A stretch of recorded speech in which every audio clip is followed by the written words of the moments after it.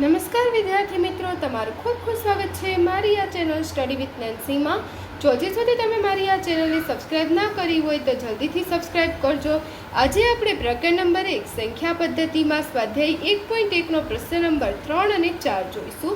તો અહીં જુઓ, સૌથી પહેલાં પ્રશ્ન નંબર 3 આપેલો છે કે 3/5 અને 4/5 વચ્ચેની 5 સમય સંખ્યાઓ શોધો. કે 3/5 અને 4/5 વચ્ચે આવેલી સમય સંખ્યા શોધવાની છે. તો અહીં 3/5 છે અને 4/5 છે. તો હવે આપણે બંનેની છેદ તો સરખા જ છે, પણ હવે આપણે છેદમાં વધારો કરશું, એટલે અહીંયા અંશમાં આપણે વધારો કરશું.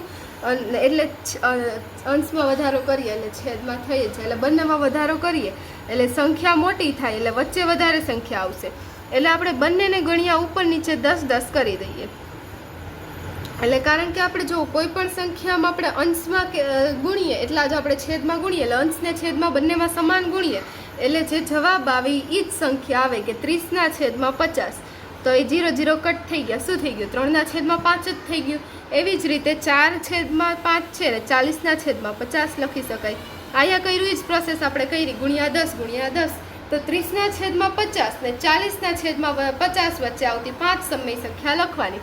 હવે 30 ની 40 વચ્ચે આપણને આવતી 5 સમય સંખ્યા, આપણને 5 સંખ્યા આવડે કે 30 ને 40 વચ્ચે કઈ આવે? 31, 32, 33. તો એ જ લખવાની, પણ છેદમાં શું લખવું જવાનું? 50 લખતું જવાનું. એટલે આપણી થઈ જશે વચ્ચે આવતી 5 સમય સંખ્યા, વચ્ચે આવતી 5 સમય સંખ્યા બરાબર 5 સમય સંખ્યા બરાબર કઈ થઈ જશે? 31/50, 32/50, 33/50, પછી 34/50, 35/50 થઈ ગઈ 5 સંખ્યા.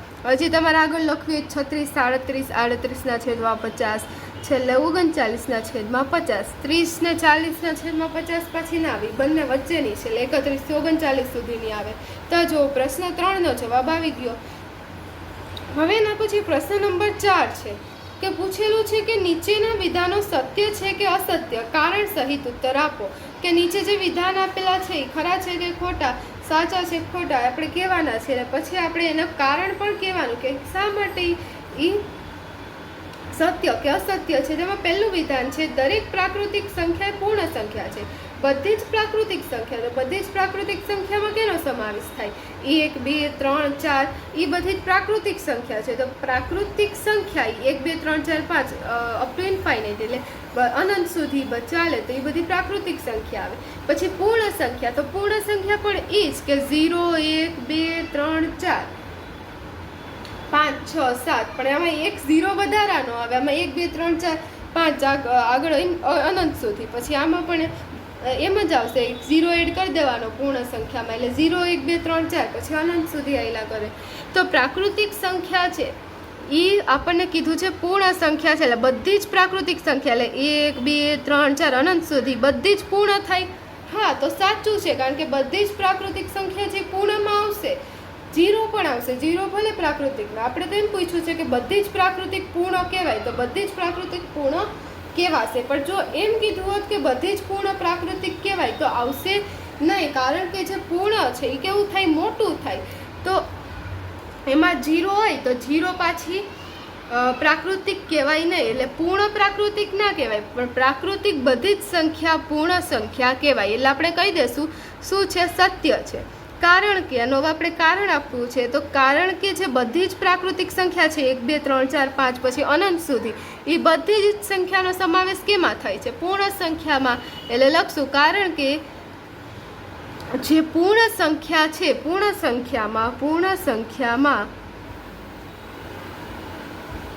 બધી જ પ્રાકૃતિક સંખ્યાનો સમાવેશ થાય છે. બધી જ પ્રાકૃતિક સંખ્યાનો સમાવેશ થાય છે. એના પછી બીજું આપેલું છે, બીજું વિધાન કે દરેક પૂર્ણાંક એ પૂર્ણ સંખ્યા છે. કે બધા જ પૂર્ણાંક પૂર્ણ સંખ્યા છે. તો પૂર્ણાંકમાં શું આવે? બધી જ છે, નેગેટિવ સંખ્યા છે, 0 છે, અને પોઝિટિવ સંખ્યા, એટલે કે માઇનસ ઇન્ફાઇનાઇટથી અનંત સુધી, અનંતથી -3 -2 -1 પછી 0 પછી 1 2 3 અપ ટુ ઇન્ફાઇનાઇટ એટલે અનંત સુધી, અનંતથી અનંત સુધી વિસ્તરેલી છે. એમાં બધી જ ઋણ સંખ્યા, બધી જ ધન સંખ્યા ને 0 આવે. કેમાં? પૂર્ણાંકમાં. જ્યારે પૂર્ણ સંખ્યામાં આપણે શું વાત કરી કે 0 1 2 3 પછી એનાથી અનંત સુધી એમ આગળ આવ્યા રાખે. તો આ જે પૂર્ણ સંખ્યા થઈ, તો આટલું ભાગ કયું થયું? પૂર્ણ. અને આખું કયું થયું? પૂર્ણાંક.